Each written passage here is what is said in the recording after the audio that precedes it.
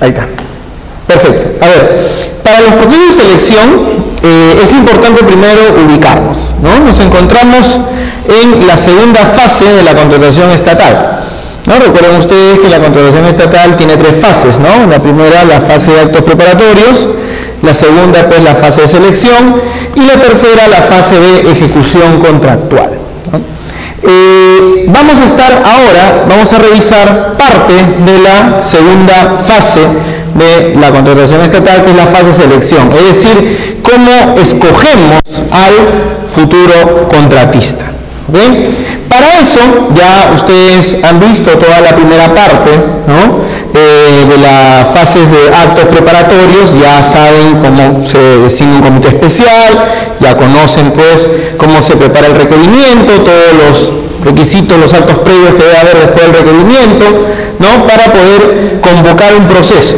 Entonces, ya estamos en un momento en el cual el comité especial recibe del órgano encargado de las contrataciones, ¿no? O en todo caso del titular de la entidad, según como fueran las normas internas de la entidad pública, recibe, pues, el expediente de contratación, ¿verdad? Ya un expediente de contratación aprobado, ¿no? Entonces vamos a preparar el proceso de selección.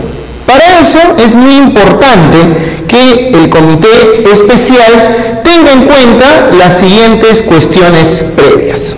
¿Okay? Primero, conocer las especificaciones técnicas, los términos de referencia o el expediente técnico según sea el caso. Si nos encontramos, pues, frente a la compra de bienes, ¿no? A la contratación de servicios o a la contratación de la ejecución de una obra. Es muy importante que el comité especial conozca estos temas. ¿Por qué? Porque si bien es cierto, puede haber algunos miembros del comité especial que no tengan especialidad en lo que están comprando. Por ejemplo, cuando estamos frente a una obra, de repente, pues, un comité especial ad hoc, ¿no? Para una licitación pública, para contratar la ejecución de una obra, tenemos, pues, de repente dos abogados y tenemos a un ingeniero, ¿no? El abogado es el miembro del órgano encargado de las contrataciones y el ingeniero, pues, es el miembro del área usuaria, ¿no? Y el tercero, pues, el tercer miembro, pues, digamos, alguien que trabaja en asesoría jurídica. ¿Cómo estos dos abogados pueden conocer temas de ingeniería, ¿no?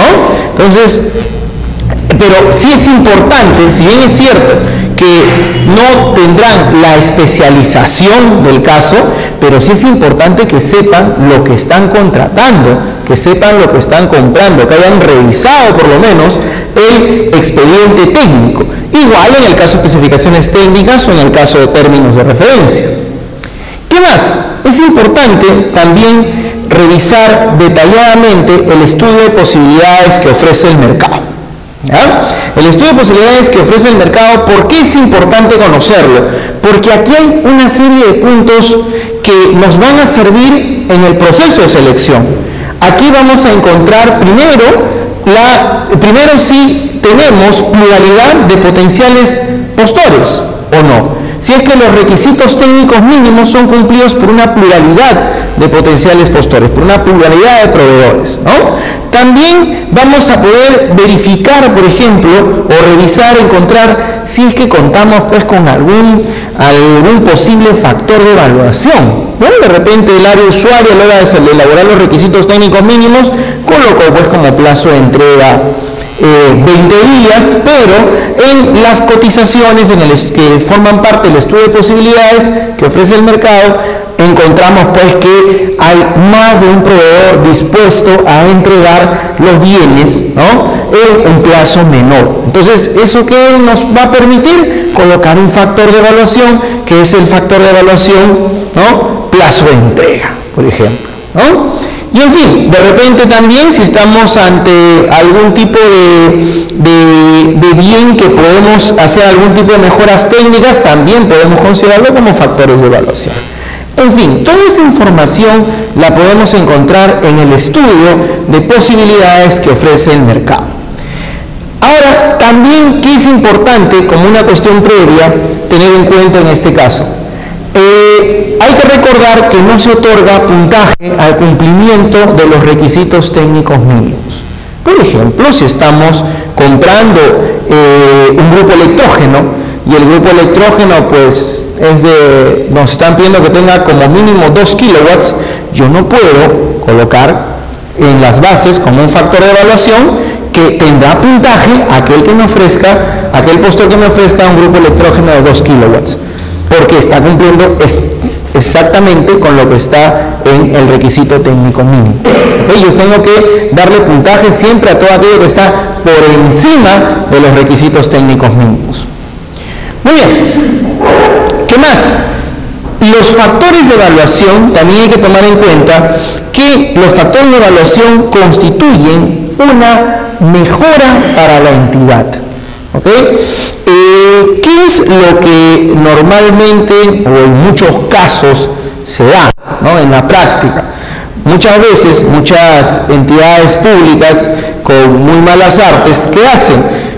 Elaboran requisitos técnicos mínimos donde 2 marcas, por ejemplo, cumplen con la totalidad de las especificaciones técnicas, pero para favorecer a una de ellas, en los factores de evaluación establecen supuestas mejoras que solamente terminan beneficiando a una marca, pero no le sirven de nada a la entidad pública. Por ejemplo, digamos que estamos pues de repente adquiriendo vehículos, ¿okay? Estamos adquiriendo vehículos, camionetas para Serenazgo, por ejemplo. La Municipalidad de San Isidro está comprando camionetas para Serenazgo y establece como un factor de evaluación en la parte de mejoras técnicas, establece por ejemplo que la camioneta tenga caja 4x4. ¿El 4x4 le servirá a la Municipalidad de San Isidro para algo? Si es un vehículo que va a transitar por San Isidro, no, ¿verdad? Pero en cambio, si se tratara de la Municipalidad, por ejemplo, de San Bartolo, la Municipalidad de Pocusana, obviamente le va a servir esa mejora, ¿no? Para de repente desplazarse por determinadas zonas donde hay arena, o de repente pues si es una municipalidad en la sierra donde requiere pues la tracción para poder de alguna manera resultar una mejora en el bien. Entonces, muchos de los problemas que se dan respecto no al direccionamiento de procesos, sino a orientación de procesos, están precisamente en factores de evaluación que se crean a la medida de determinado proveedor. ¿Cómo se va a determinar? ¿Cómo la Policía contra la Corrupción, la Fiscalía Anticorrupción, cómo va a poder notar, cómo va a poder percibir si efectivamente se trataba o se trata de una característica, de un factor de evaluación que solo sirve para beneficiar a un proveedor o sirve para otorgar determinada ventaja a la entidad con este tema, ¿no? Que sea una mejora para la entidad pública. Eso lo vamos a ver más adelante también cuando analicemos algo de los factores de evaluación. ¿Ok? Buenas noches. ¿Qué tal?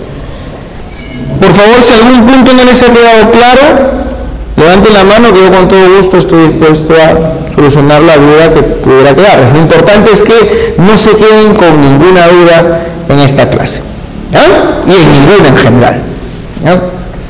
Muy bien. A ver, algunas normas que son necesarias para tomar en cuenta en los procesos de selección. Primero tenemos el artículo 4 de la ley. El artículo 4 de la ley nos habla de los principios de la contratación estatal. ¿Okay? Los tenemos, hay diversos principios que son aplicables a los diferentes ámbitos de las compras públicas. El artículo 13 de la ley es un artículo que lo vamos a interpretar de manera concordada con el artículo 11 del reglamento. Y en los pronunciamientos que emite el OCE a través de la Dirección de Supervisión, van a poder ustedes notar que siempre el artículo 13 de la ley se concuerda con el artículo 11 para no acoger observaciones contra los requisitos técnicos mínimos. ¿Qué cosa es lo que dice esta interpretación concordada del artículo 13 de la ley con el artículo 11 del reglamento? En buena cuenta, lo que indica es que la entidad pública tiene el derecho de establecer ¿no?, las características de los bienes, servicios u obras que necesita para la satisfacción de sus necesidades. ¿Ok? Siempre que se permita la participación de una pluralidad de potenciales proveedores. Eso es lo que nos dice el 13 de la ley, concordado con el artículo 11 del reglamento. En paralelo, tenemos también otro artículo muy importante, que es el artículo 26, literal A de la Ley de Contrataciones. Este artículo 26, literal A, lo que establece, en buena cuenta, es que las bases deben contener mecanismos que fomenten la mayor participación de postores en un proceso de selección. ¿Ok? Entonces, yo les hago la pregunta: ¿cómo podemos, digamos, armonizar lo que acabamos de decir hace un rato, el 13 de la ley con el 11 del reglamento, ¿no?, que nos dice que la entidad pública tiene el derecho, a través del área usuaria, de establecer las características, pues, que requiere para la satisfacción de sus necesidades? Frente a el artículo 26, literal A de la ley, que establece que las bases deben contener mecanismos que fomenten la más amplia, la mayor participación de postores. ¿Cómo podemos entender esto? Por ejemplo, les pongo un caso. Asumamos que la municipalidad de Ventanilla está comprando camiones compactadores de basura, 10 camiones compactadores de basura, y establece que como requisitos técnicos mínimos que los camiones tengan doble eje posterior.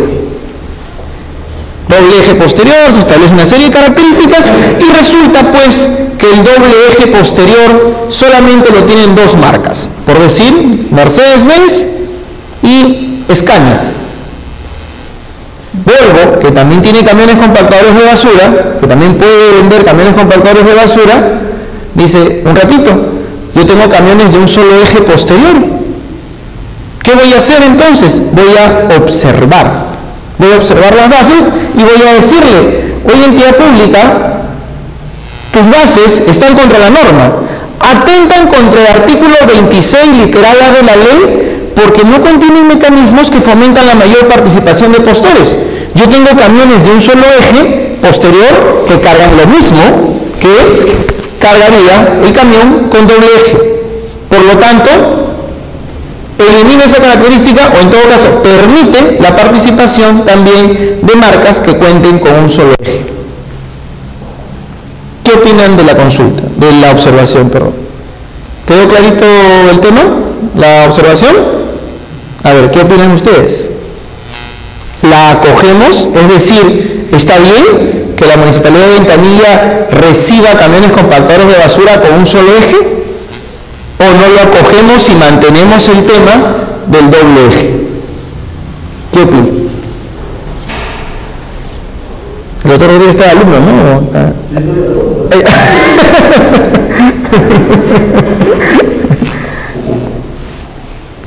¿Qué opinan? A ver, ¿alguna opinión? ¿Alguien quiere comentar algo? ¿No se acoge? ¿Sí?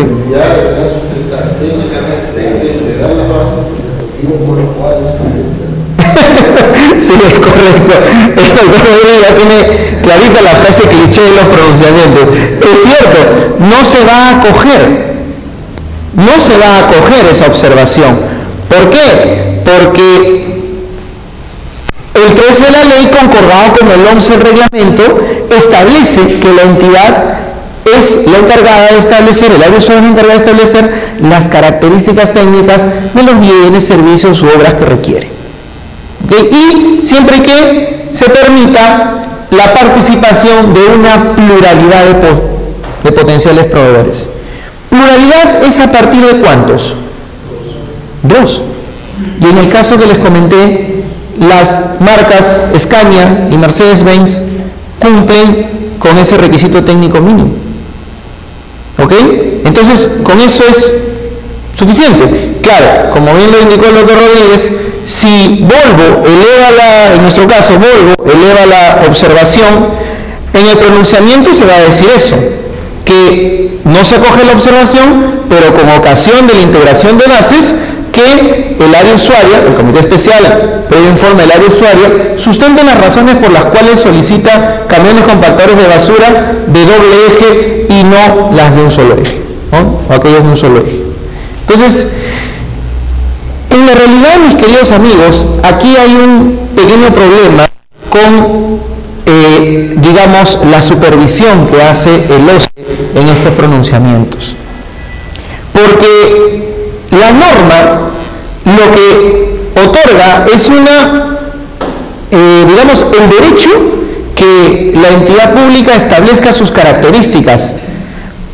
Pero pregunta, ¿alguien le fiscaliza que esas características sean las correctas? O sea, ¿en verdad la municipalidad necesita camiones de doble eje? ¿O también su necesidad podría ser satisfecha por camiones de un solo eje? O sea, se deja eso a la entidad pública. Y la entidad pública elabora informes que pueden sustentarlo de mil y una manera, lo que ha establecido en los requisitos técnicos mínimos. Yo, por ejemplo, les voy a contar un caso que sucedió con una empresa. Esta es una empresa que vende maquinaria pesada. Y una municipalidad en la selva requería la compra de una motoniveladora. Convocó una licitación para comprar una serie de máquinas, entregas una motoniveladora. Y cuando estableció las características técnicas, estableció como una de las características de la cabina, de la motoniveladora, que la cabina tenga un alto mínimo. Resulta que ese alto mínimo solo lo tenían dos marcas. Las demás marcas tenían un poco más baja la cabina. Uno puede decir, bueno, ¿para qué quieren una cabina alta? Y se observó el tema. El OCE, como le indicó hace un rato el doctor Ricardo Rodríguez, cuando se elevó, el OCE contestó en el pronunciamiento eso, ¿no? Que la usuaria era responsable de determinar las características, los bienes, servicios, obras que requiere, ¿no? Sin perjuicio, no se acoge la observación, sin perjuicio de ello, el comité especial a través de usuario deberá sustentar las razones por las cuales quiere una cabina de mínimo tanto de alto. Mínimo tanto de alto. Entonces, ¿saben lo que contestó el comité en el informe que publicó en las bases integradas? Dijo que a veces se requieren, o que ellos requerían cabinas altas, porque el operador de la maquinaria pesada, no, a veces podía manejar parado. O sea, algunos de ustedes han intentado manejar una maquinaria pesada como manejar un automóvil, ¿eh? Tiene sus pedales, frenos, elevados, sus palancas, sus cosas. ¿Ustedes se imaginan manejar parados un vehículo? Pero sucedió eso. Y el OCE, satisfecho con la explicación, es más, no lo vio, ¿no? Y quedaron las bases integradas así.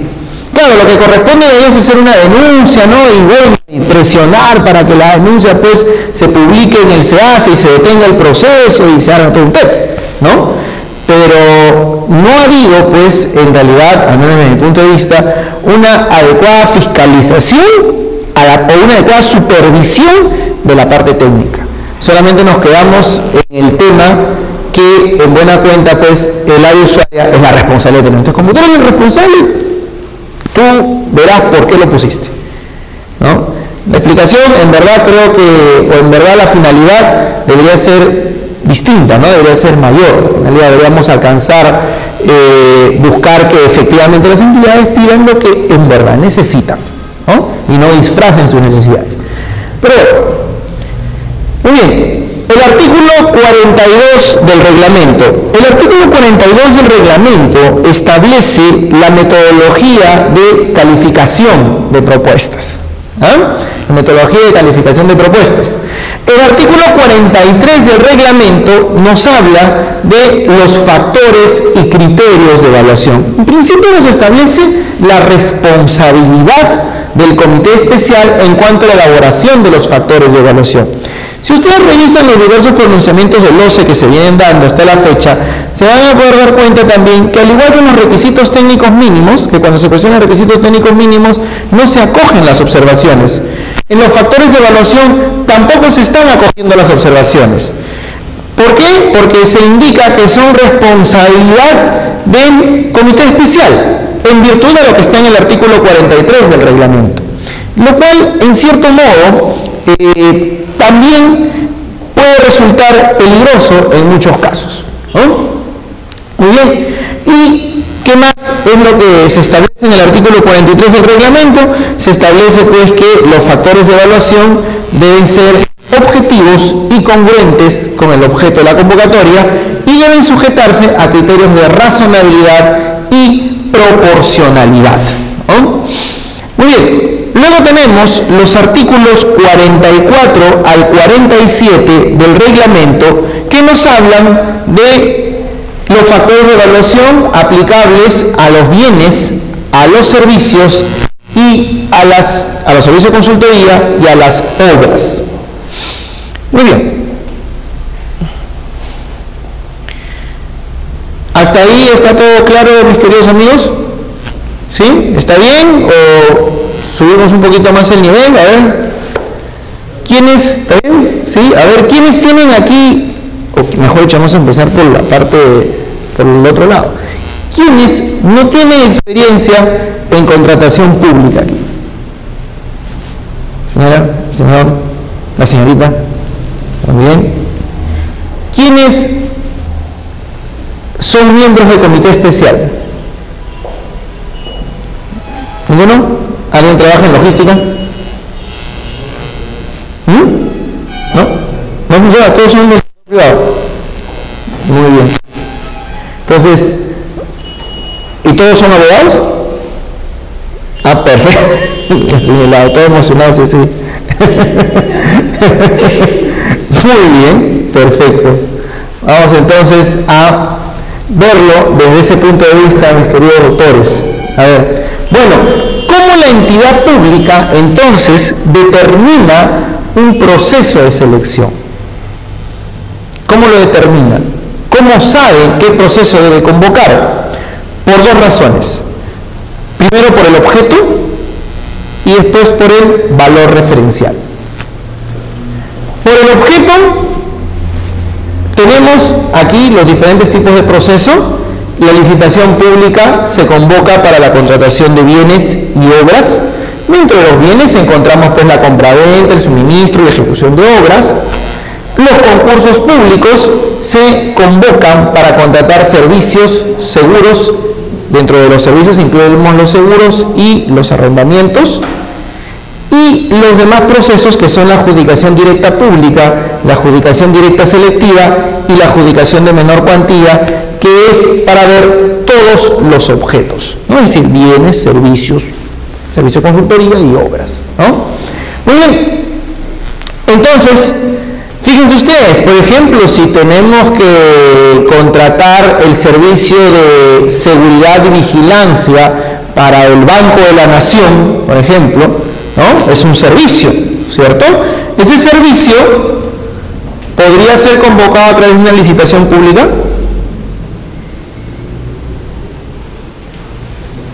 No, ¿verdad? Porque la licitación pública solo sirve para adquirir bienes o la ejecución de obras, ¿cierto? Vamos a contratar el servicio de seguridad y vigilancia. Entonces, no usamos la licitación pública. ¿Podría ser un concurso público? Sí, ¿verdad? Es para contratar servicios. ¿Podría ser una adjudicación directa pública, una selectiva o una menor cuantía? Sí, ¿verdad? Es para todos los objetos. Entonces, ¿cuál de esos convocamos? ¿El concurso, la adjudicación directa pública selectiva o la menor cuantía? Eso va a depender del segundo punto. ¿Cuál es el segundo punto? El valor referencial. ¿Ok? Entonces, el objeto y, como segundo punto, el valor referencial. Si yo les indico que ese servicio de seguridad y vigilancia tiene un valor referencial de 190.000 nuevos soles, ¿qué proceso convoco según lo que vemos en este cuadro? ¿Adjudicación directa selectiva? A ver, vamos a buscar. El servicio de seguridad y vigilancia, a ver, vamos al sitio de servicios Y aquí tenemos la fila de servicios, ¿cierto? Muy bien, la columna de servicios. Entonces, 190.000 soles está en este parámetro, ¿verdad? Y vemos qué tipo de proceso te corresponde. Adjudicación directa selectiva. ¿Ok? ¿Qué sucede, por ejemplo, si tengo que contratar el asfaltado de 50 kilómetros de la carretera Conococha-Huaraz? ¿Qué proceso convoco? Una licitación, ¿verdad? Porque es ¿qué es? ¿Un bien, un servicio, una obra? Una ejecución de obra, ¿correcto? Y el costo es 1.000.000 de soles. ¿Qué proceso convoco? Adjudicación directa pública, ¿no? Me voy acá, está la ejecución de obras, 1.000.000 de soles, está aquí, ¿cierto? Una adjudicación directa pública, ¿ya? Entonces, ¿captaron cómo es la determinación de los procesos? ¿Sí? Esto es muy importante, conocer cómo se determinan los procesos, porque los procesos, empezando del que está más abajo, que es la adjudicación de menor cuantía, hacia los que están más arriba, la licitación pública, el concurso público, son procesos que revisten mayor complejidad realizarlos. Una adjudicación de menor cuantía para contratar un bien o un servicio me va a tomar como mínimo 2 días hábiles, pero una licitación pública o un concurso público me toma más tiempo, toma unos más o menos 2 meses aproximadamente de proceso para poder determinar quién es el ganador, ¿no? Quién va a ser la persona que va a suscribir el contrato. También es importante tomar en cuenta que la determinación de un proceso de selección me sirve para poder conocer, por ejemplo, en el caso de obras, en qué casos voy a aplicar o no los factores de evaluación, voy a considerar o no los factores de evaluación. Las obras, cuando se trata de una menor cuantía o una adjudicación directa selectiva, no tienen factores de evaluación. Los factores de evaluación en obras se utilizan solamente si el monto de la obra equivale, o el valor referencial de la obra equivale a una licitación pública o a una adjudicación directa pública. Pero en una adjudicación directa selectiva o en una adjudicación de menor cuantía, en una obra no va a haber factores de evaluación. Solamente se va a evaluar el cumplimiento de los requisitos técnicos mínimos, ¿no? Y luego se va a abrir el sobre económico, ¿no? Muy bien, entonces, ¿clarita la manera de determinar un proceso de selección? ¿Para todos? Muy bien. Entonces vamos de repente con algunos ejemplitos, algunos casos. ¿Qué sucede? Por ejemplo, si una entidad pública requiere comprar o instalar un equipo de aire acondicionado, ¿no? Incluye el equipo y además la instalación. El equipo cuesta, por poner un número, 50.000 soles, y el servicio de instalación cuesta 20.000 soles. ¿Qué tipo de proceso se convoca? ¿Un proceso para bienes o un proceso para servicios? ¿Cómo se hace? ¿Qué opinan? ¿Contrato separado? Primero el equipo de aire acondicionado y luego contrato de los servicios. ¿Qué opinan?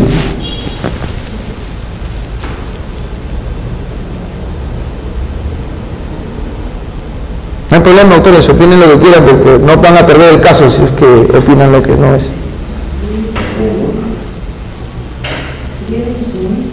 Bienes, no, en suministros es cuando entrega un bien de manera periódica, un bien, otro bien, otro bien, otro, ¿no? tenemos que comprar un equipo de aire acondicionado que cuesta 50.000 soles e instalarlo, la instalación cuesta 20.000. La pregunta es, ¿qué tipo de proceso de selección convocamos? ¿Convocamos un proceso de bienes? ¿Convocamos de repente dos procesos? Uno de bienes, el otro de servicios. Uno de bienes, ¿por cuánto? Por 70.000. ¿Por qué uno de bienes, doctor? Porque el valor del bien es mayor al valor del servicio. Excelente, muy bien. ¿Y cómo se llama eso? Porque los bienes tienen mayor ¿qué cosa? La norma a eso le llama mayor incidencia porcentual. Donde haya mayor incidencia porcentual, por ejemplo, cuando nos encontramos ante la compra de bienes que incluyen servicios, ¿no? Hay que ver, donde hay mayor incidencia porcentual, si lo que cuesta más son los bienes, será un proceso de bienes. Si lo que cuesta más son los servicios, será un proceso de servicios, que incluya los bienes. ¿Ok? Pero también, ¿hasta ahí clarito? ¿Para todos? ¿Sí? Sí, dígame. Tiene que haber probablemente tendría que estar los servicios, no tratar el bien y tratar la... Así es. Si no hay, solamente...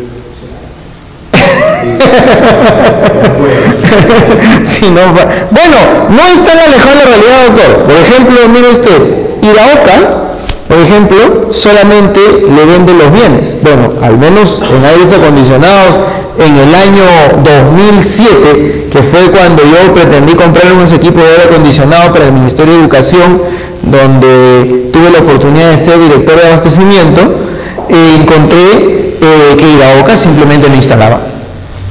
Y era quien vendía el equipo de aire acondicionado más cómodo. En términos de precio, el más barato, ¿no? Y bueno, y cumplía con los requisitos técnicos mínimos y todo el tema, pero no lo instalaba, ¿no? Ahora, ¿qué es? Yo les pregunté también, les dije, ¿no? ¿Podemos hacer esto por separado? Sí. Pero vamos a ver cómo sería esto por separado, ¿no?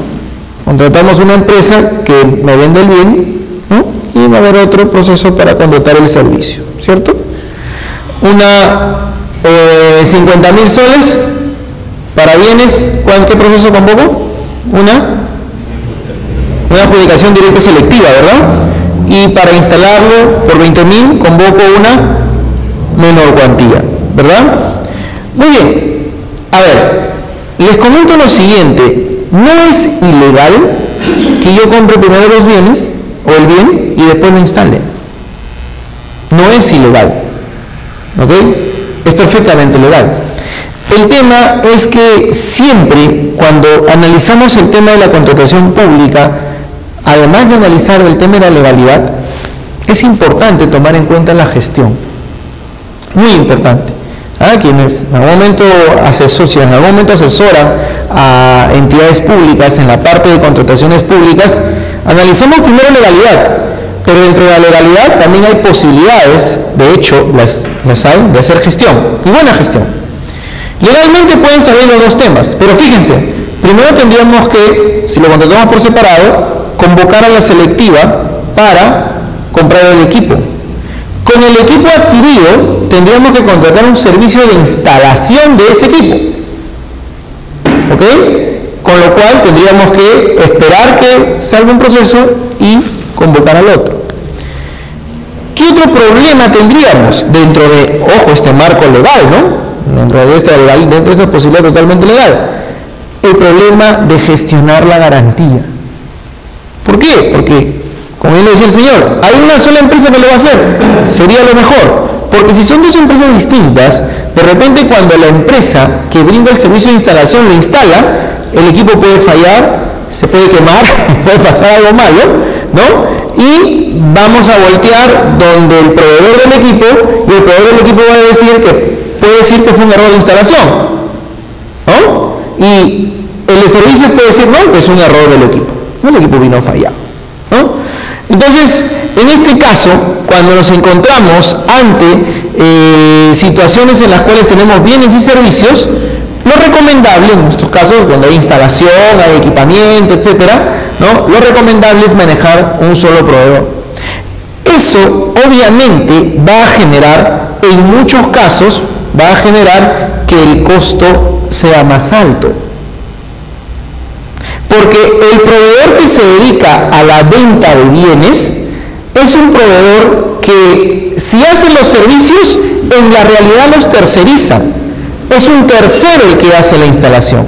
Pero ese tercero le cobra al proveedor.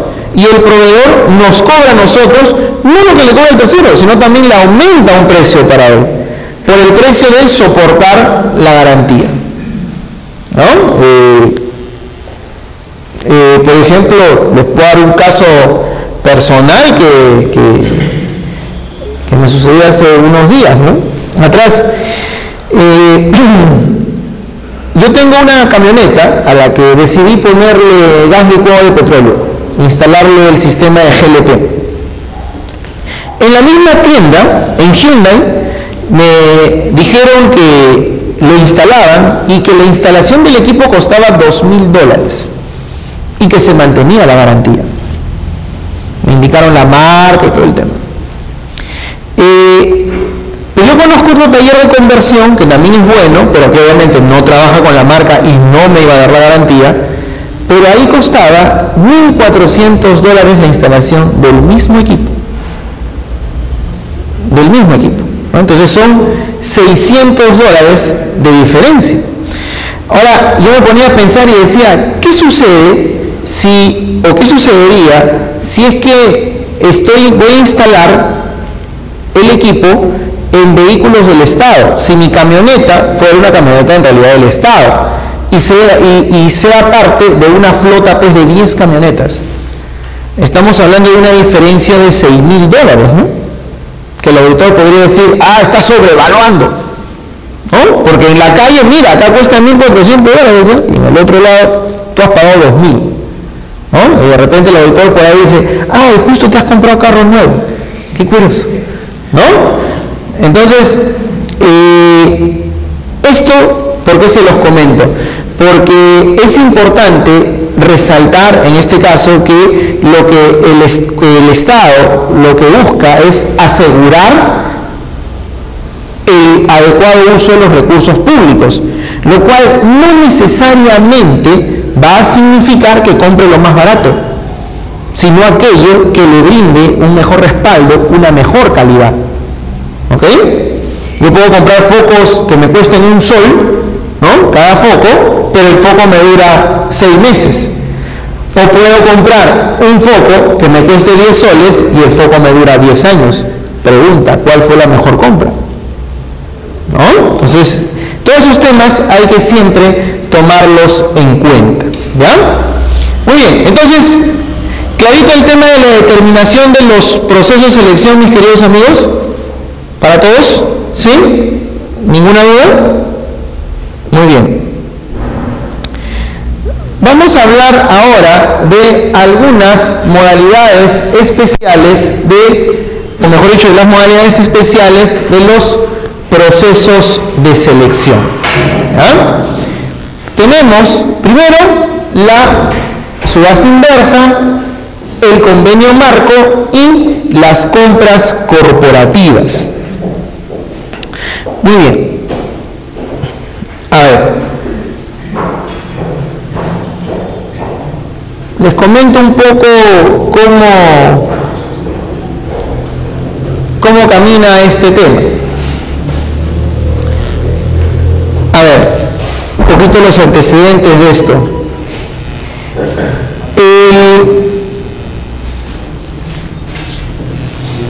Remontándonos pues al año 2004, 2005, ¿no? Las entidades públicas se quejaban mucho que los procesos de selección eran muy lentos. Y es verdad, en esa época existían los famosos procesos clásicos, ¿no? Y, por ejemplo, OCE no tenía plazo para hacer pronunciamientos. Yo recuerdo mucho cuando yo empecé como practicante en esa época del Consucode, recuerdo bastante que tuvimos un problema con una municipalidad porque el pronunciamiento tenía 4 meses en el escritorio de un abogado y no salía todavía. ¿No? En esa época no había plazos y era todo un problema. Entonces, en esa coyuntura se buscó realizar los procesos de alguna manera más eficiente, de alguna manera más rápida, ¿no? Y aparecieron las primeras, pues, modalidades de los procesos, ¿no? Primero, la subasta inversa, por ejemplo, ¿no? La subasta inversa. Luego, pues, también vino el tema de las famosas compras corporativas en paralelo, para terminar, pues, con la modalidad estrella del OCE actualmente, que es el convenio marco, ¿no? Que ya vamos a ver que tiene o puede tener algunos problemitas, pero en verdad, desde mi punto de vista, tiene más ventajas que problemas. Muy bien, a ver. Ya. A ver, vamos a empezar con el tema de la subasta inversa. ¿Ya? Fíjense ustedes, la subasta inversa aquí tiene solamente 3 etapas.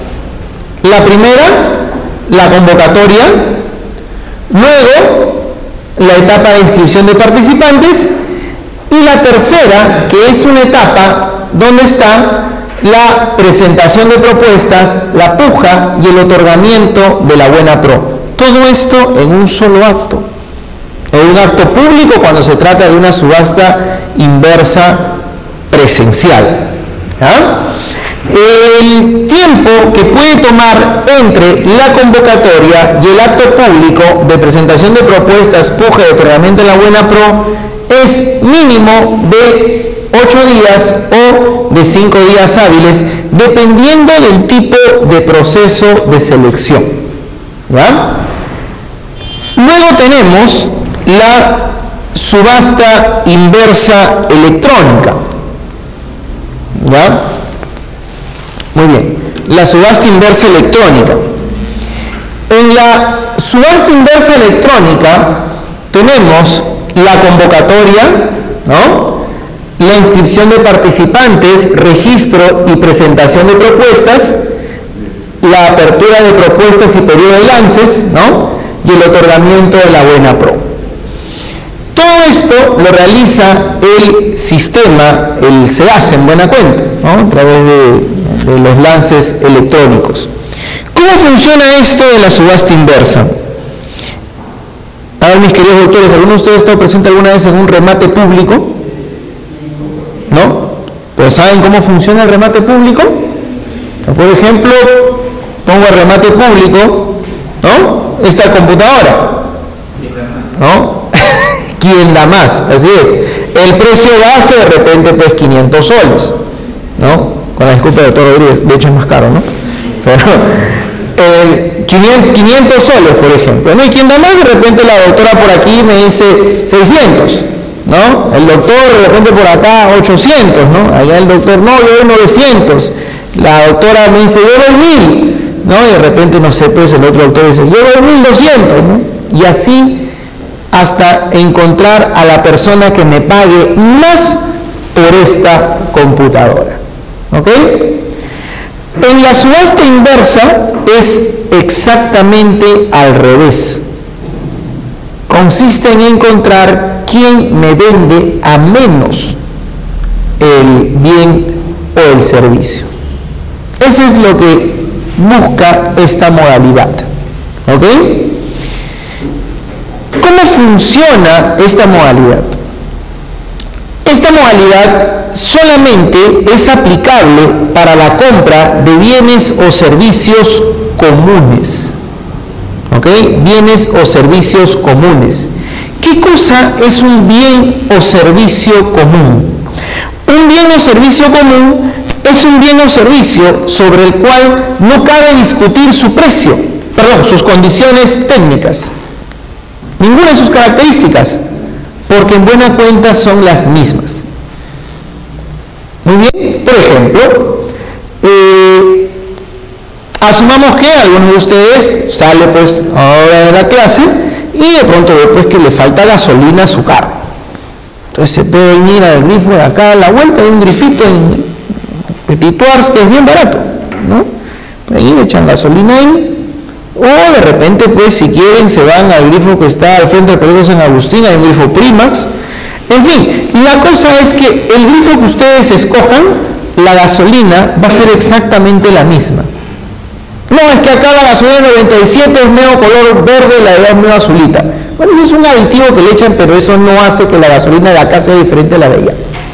Buena cuenta. No, se trata de lo mismo. Entonces, la gasolina es un bien común. Es un bien sobre el cual no cabe discutir sus características técnicas. Entonces, la gasolina se compra por subasta inversa, en todas sus variedades. Igual el gas licuado de petróleo. El gas licuado de petróleo también es un bien común.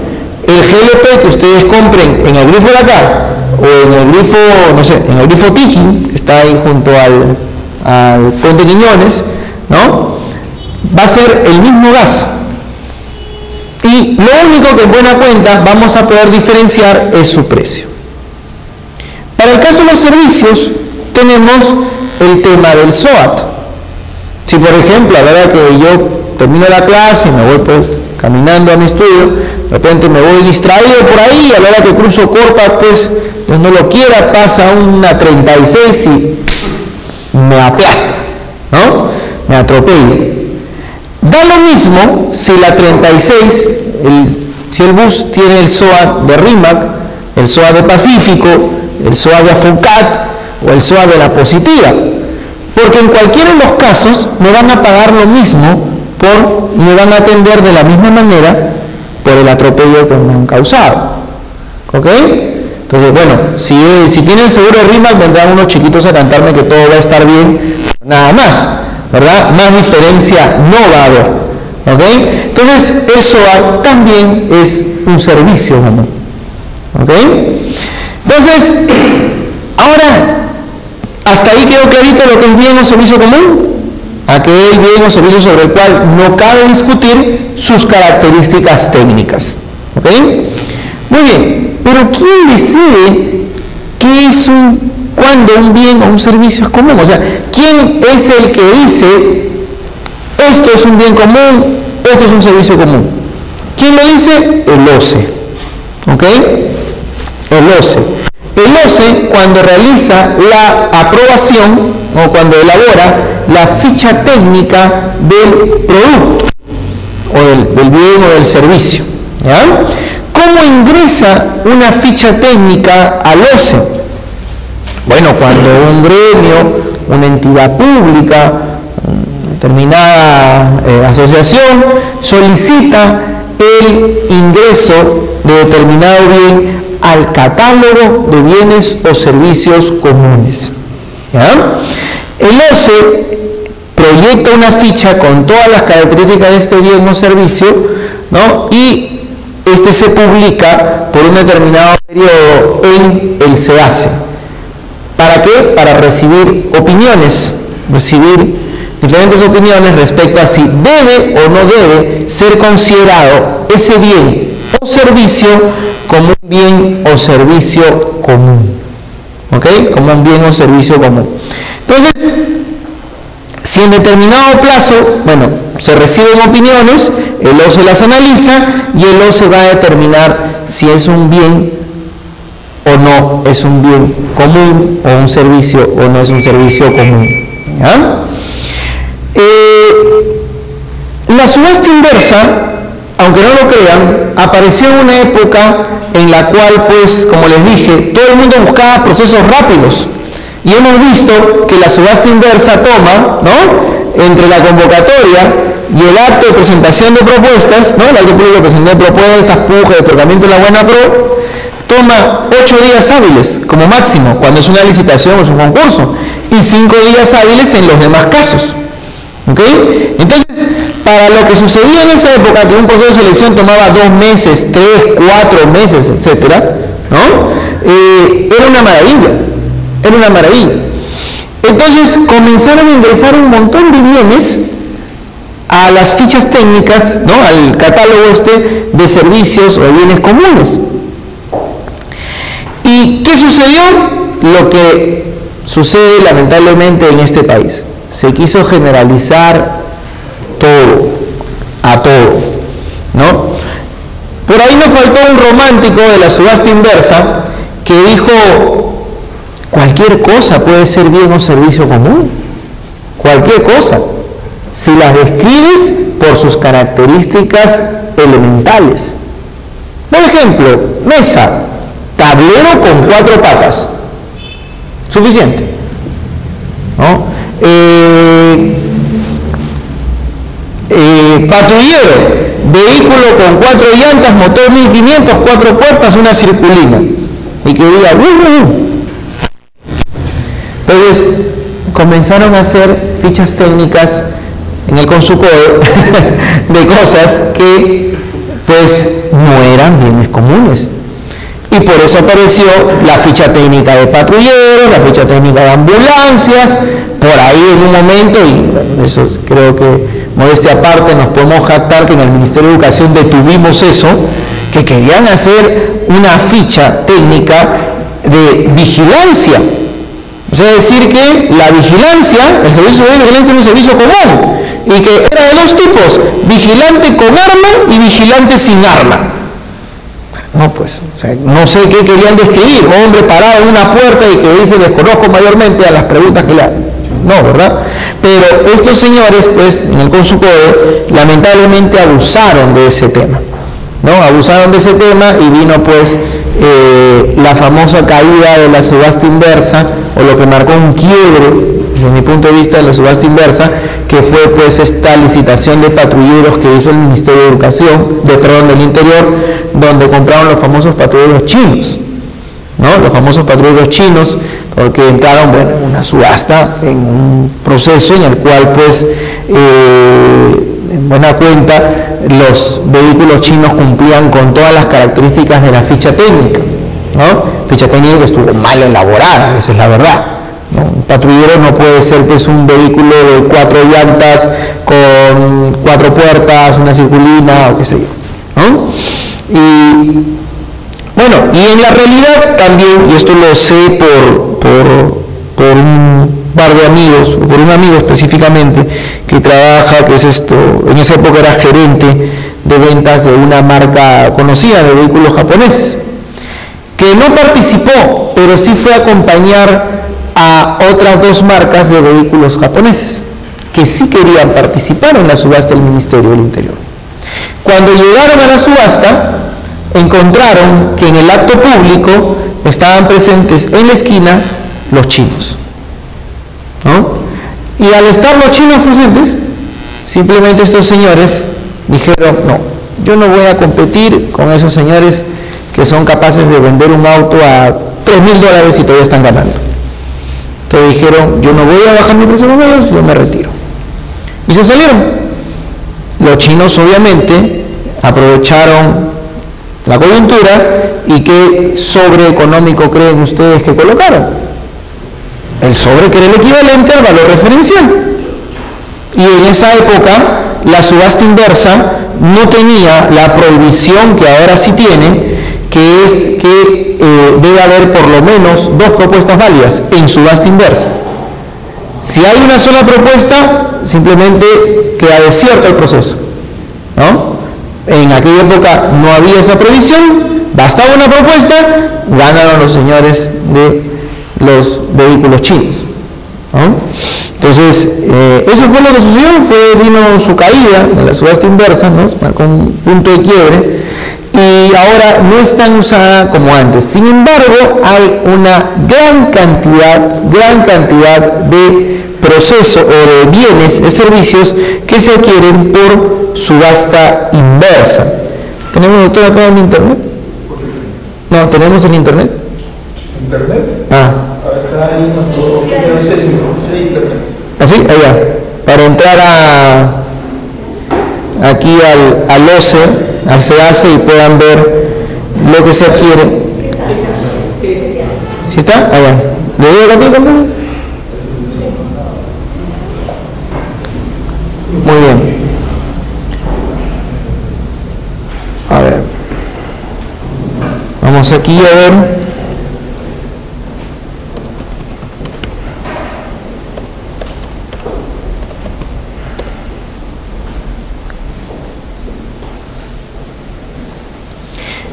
Miren ustedes, aquí tienen la página web del SEACE, ¿no? Estamos en el SEACE, y fíjense ustedes, en la parte superior izquierda, ustedes van a encontrar el logo de subasta inversa, ¿ya?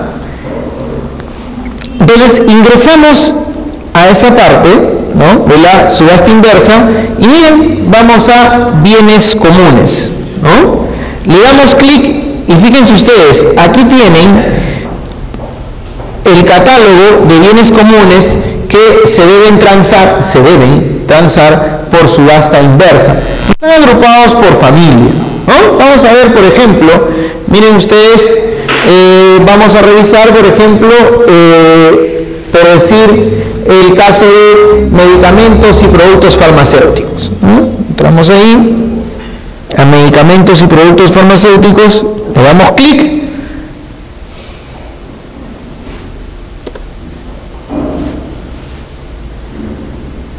ahí está.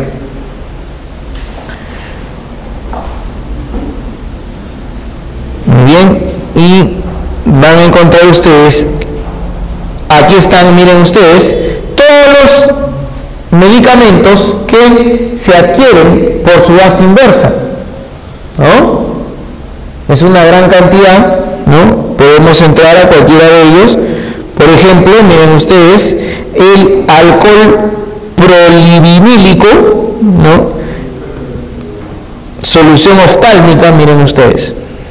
Aquí está, esta es la ficha técnica de este producto, ¿no? Este es un resumen en buena cuenta de la ficha técnica, ¿no?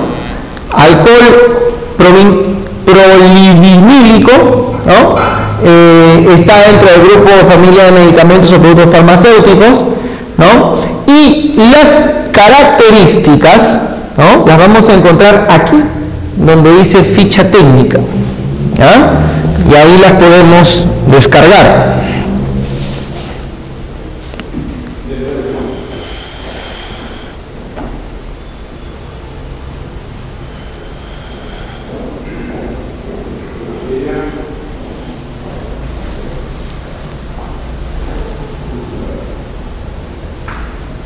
Siempre esto es un poquito lento el SEACE.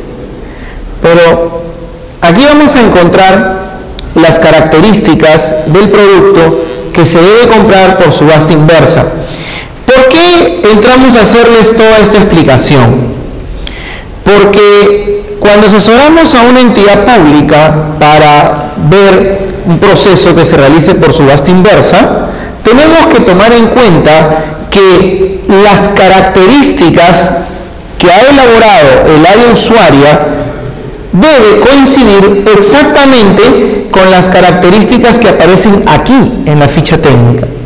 O sea, basta que en algún punto haya un cambio, yo ya no voy a comprar ese bien por subasta inversa, porque no está dentro del catálogo de bienes comunes. ¿Okay? Basta una característica, ¿ya? Una determinada. Basta que no se cumpla con un punto de estas características de la ficha técnica. Vamos a ponernos por otro lado, a ver. Algo está pasando por aquí.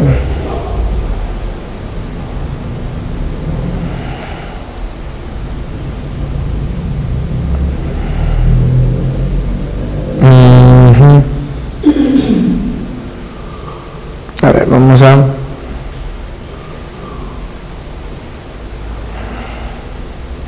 Vamos a ver otra ficha. A ver, por ejemplo, alimentos, bebidas y productos de tabaco. A ver, vamos a ver aceite vegetal comestible, por ejemplo. Esto se compra por subasta inversa, ¿no? Entonces, aquí tenemos la ficha técnica.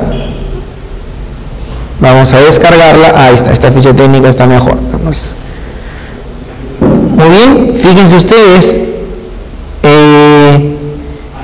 las características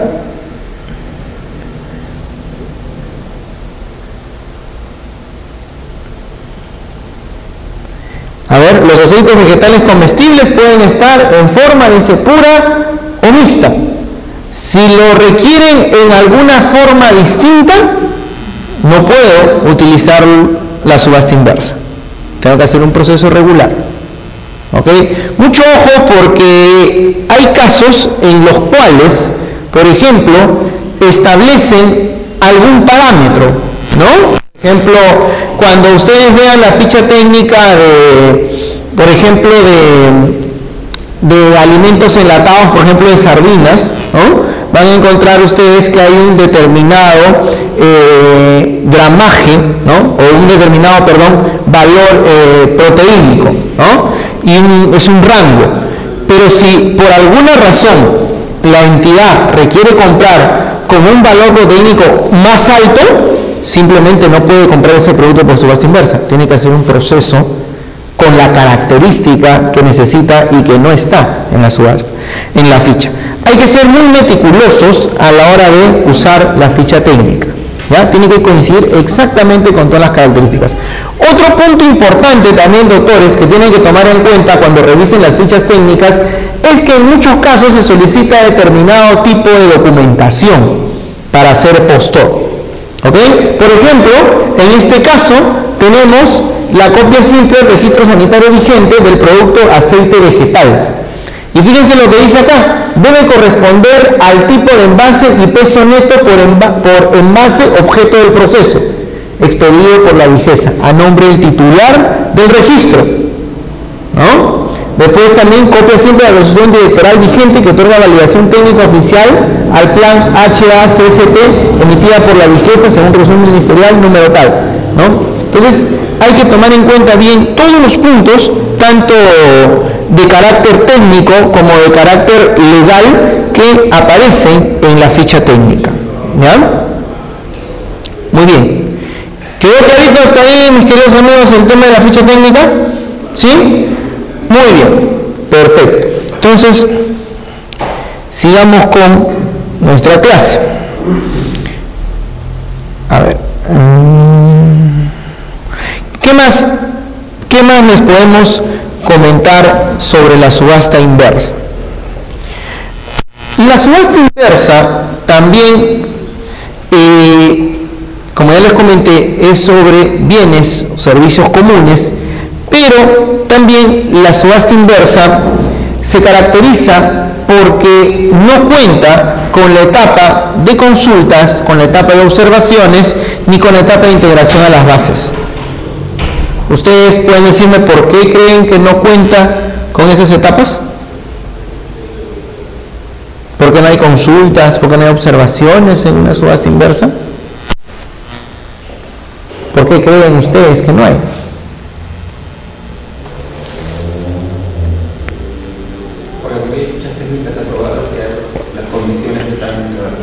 Así es, por la misma naturaleza de un bien o servicio común. Como les comenté, son aquellos sobre los cuales no cabe discutir las características técnicas. Y si ustedes revisan las observaciones en los procesos de selección, son por temas técnicos, básicamente, técnicos, administrativos, de puntaje, etcétera, pero que tienen que ver con la diferencia que puede haber entre un bien y otro, ¿no? En este caso no va a haber diferencia entre cualquiera de las marcas que nos ofrezcan en la subasta inversa. Otro punto importante que hay que tomar en cuenta en la subasta inversa es que también debe haber un valor referencial, como hay en cualquier tipo de proceso de selección, ¿no? En cualquier proceso de selección, bajo la modalidad clásica, que es esta pues que tiene consultas, observaciones, etcétera. Pero además de esto, la subasta inversa también cuenta con algunas características especiales respecto al valor referencial.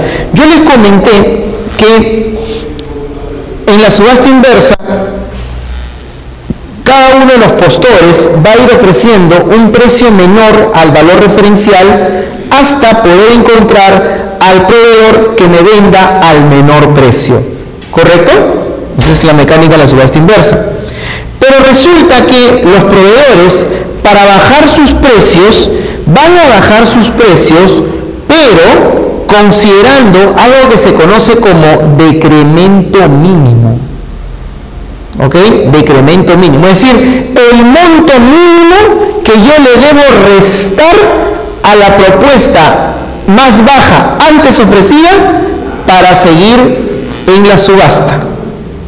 Ejemplo, digamos que estoy comprando un bien, ¿no?, cuyo valor referencial, o una cantidad de bienes cuyo valor referencial asciende a 100.000 nuevos soles, ¿ok? A 100.000 nuevos soles. Y el comité especial ha planteado como decremento mínimo 1.000 nuevos soles, ¿ok? Entonces, aquí tenemos tres propuestas. De la señorita, que ha ofrecido 90.000 soles. El señor, que ha ofrecido vendernos el bien a 95.000. Y el caballero de atrás, de la esquina, que nos ha ofrecido vender el bien a 98.000. 90, 95, 98. Todas están por debajo del valor referencial. Entonces, para iniciar la etapa de puja, ¿no?, para que se den los lances verbales, es necesario que cada uno baje su precio si quiere seguir participando. El único que tiene el derecho de mantener su propuesta de precio es quien, y por única vez, es quien tiene el precio más bajo. En este caso, la señorita. La señorita puede decir, sí, yo mantengo mis 90.000 soles. Perfecto. Entonces viene el señor. Al señor se le pregunta si ofrece un precio menor al de la señorita. Entonces, considerando el decremento mínimo. Si el decremento mínimo es 1.000 soles, ¿cuánto es lo que debe ofrecer el señor como mínimo? No, 1.000 soles, ¿sí? No, claro, pero 90.000 es el de la señorita. Claro, así es, claro, tiene que bajar 6, claro, es cierto. Tendría que bajar sus 6.000, pero como mínimo, ¿no?, es 1.000 por debajo del precio más bajo. ¿Me dejo entender? El señor que ofreció 98.000, si quiere seguir jugando y ya tiene un precio de 89.000, ¿cuánto tiene que bajar? ¿Cuál debe ser su propuesta? 88, ¿verdad? Ah, bueno, sí, 88, ¿verdad? Su propuesta debe ser 88. Me parece que el doctor le está viendo la suma. Claro, está sacando horarios arbitrales el doctor. 88, ¿verdad? Entonces, ¿puede ofrecer el señor 88.500? No, porque lo mínimo que debe restarle a la propuesta más baja es el decremento mínimo, que en nuestro ejemplo es 1.000 nuevos soles. ¿Cómo se determina el decremento mínimo? El decremento mínimo está entre el 0.1% del valor referencial y el 3%. ¿Quién lo pone? El comité especial.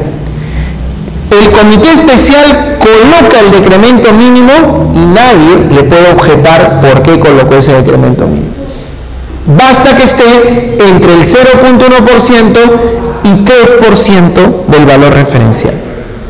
¿Me dejo entender? ¿Sí? ¿Está clarito? Muy bien. Bueno, me dicen que Martita acá preparó unas salchichas ahí de guacho.